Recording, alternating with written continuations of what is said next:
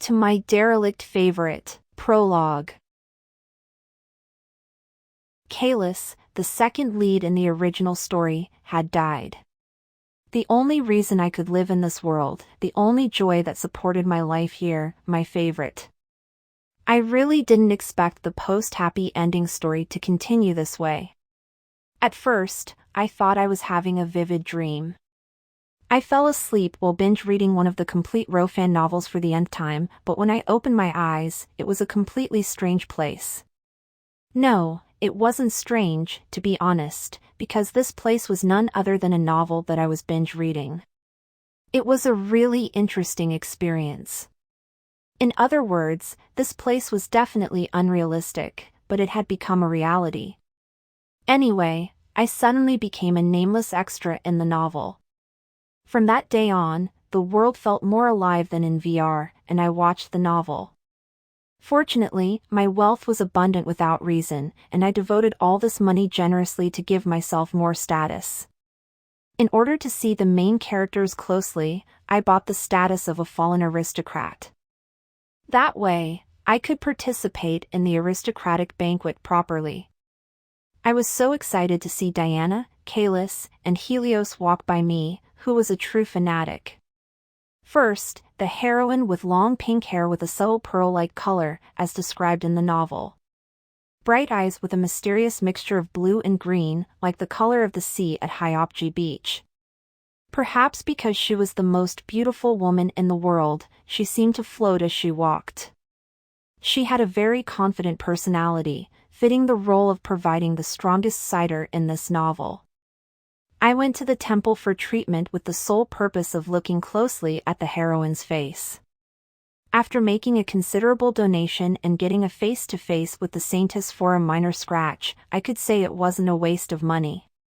And the other two, who had no choice but to be tied for first place in the beauty ranking with Diana, the crown prince, who was a confident male character, and his best friend, the young marquis, who confronted Helios with Diana between them. The male lead perfectly satisfied the needs of black-haired lead enthusiasts.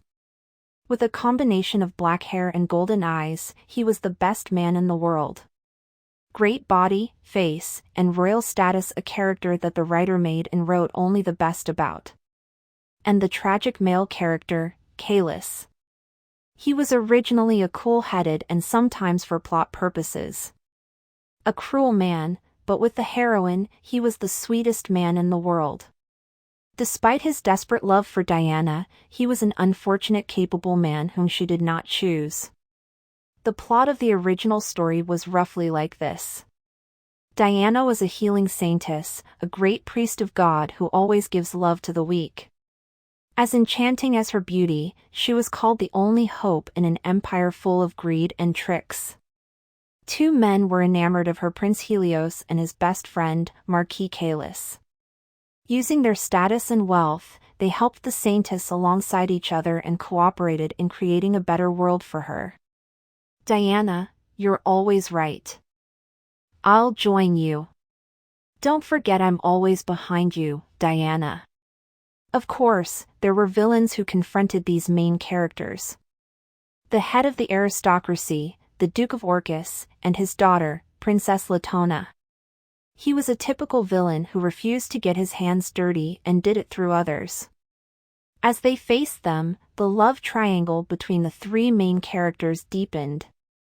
Latona, the evil woman who confronted the heroine, greatly bothered Diana.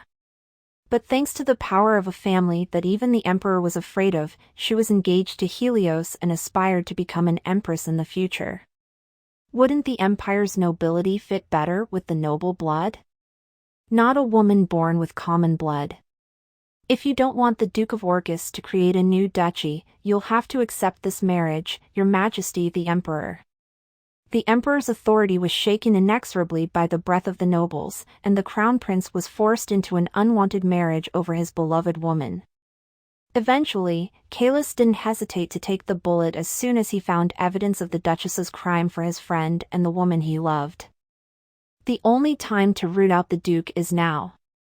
If the imperial family goes out, I can be counterattacked, so I have to move alone this time. A decisive moment emerged for the second lead not to be chosen by Diana. It was the Duke and his daughter who induced them to drink their tea. Although they ended up killing themselves, it was just as good as the second lead killing them directly. Diana harshly criticized the second lead's behavior. It was the second lead's decision to nip the Duchess in the bud, out of fear that she would face the Crown Prince and the Saintess again after receiving only lenient punishment, but Diana scolded it as cruel and immoral. She pointed out that it was clear that he was a marquis and that he had let the Duke and Princess die of their own will. Caelus! How can you drive a man to choose death? You've pushed far too cruelly. You don't have the authority or the right to do it. Diana completely turned her back on Caelus. With the death of the villain, the Empire regained its peace, and the novel ended with a happy wedding ceremony between Diana and Caelus.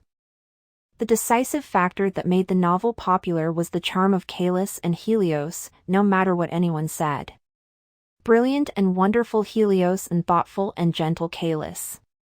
Even though he was a nobody, he divided the reader's hearts by showing the standard of the female lead, Diana, a powerful saintess who poured out unrelenting words at the nobles.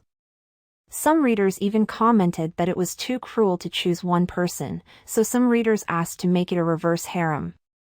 Unfortunately, I was one of the people who was on the second lead's side. I was also firmly caught in the lead battle some fan readers often get into. Even at the end of the series between the heroine and the Crown Prince, Caelus still held on to his feelings for the heroine. I didn't know how I comforted my heart while reading the ending. Our second lead will be happy later, too, and he will meet a good person who recognizes his true feelings, so he can forget about Diana and start anew. I woke up in this body at the beginning of the novel, and by the time I saw the ending, a year or so had already passed. I witnessed the wedding ending of the Crown Prince and the heroine with a relieved heart. I also was able to attend their wedding party by pouring generous money. The second lead wished happiness to the two people with a lonely smile, and I looked at him more pitifully than anyone else. Be sure to be happy. You have to be happy. You're a smart man, so you won't dwell for long on a passing first love. Please get up from this broken heart and live your life with confidence. I prayed secretly and prayed again and again and again. Honestly, I knew being inside a novel would be a long dream. So after watching the ending, I thought I could return to my real life. The novel was over, so I had no reason to stay. I still have a lot of work to do in real life. To my surprise, however, the next time I opened my eyes, I was still in this novel.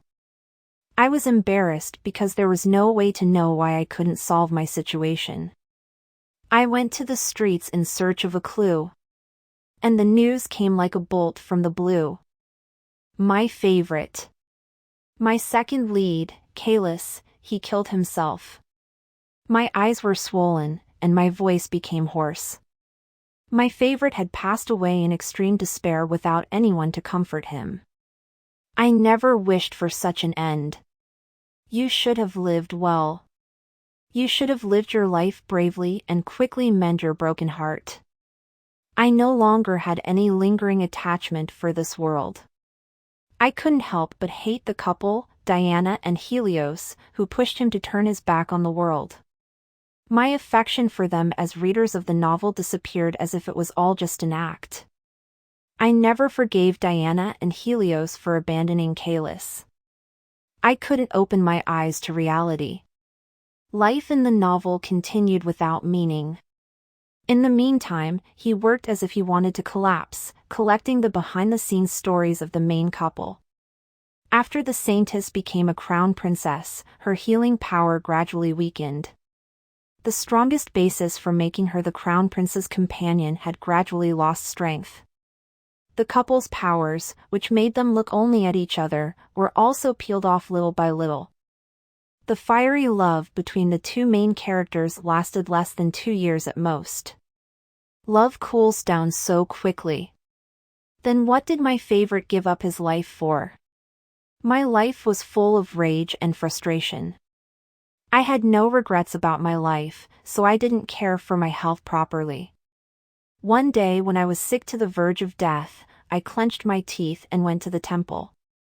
I collected my last remaining money and asked the retainer, "Let me see the saintess, just this once."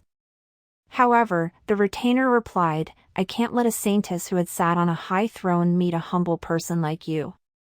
Saintess Diana, a priestess of the temple and a friend of the common people, no longer existed. I lost my mind. I rushed into a small room used as a prayer room and closed the door tightly. I shouted at the God who created this world and the novel's author. "Save my favorite! I've lived without knowing why I've possessed this body, and my only hope, my favorite, Caelus, somehow led me from my aimless life. Save him or kill me. Please do something about it. I'm exhausted. I'm going to die." I shouted and shouted. And at that moment, a miracle happened. As I fell in the temple, I opened my eyes again. Unbelievably, I met my favorite, Caelus. Subscribe, like and share for more chapters and novels every day.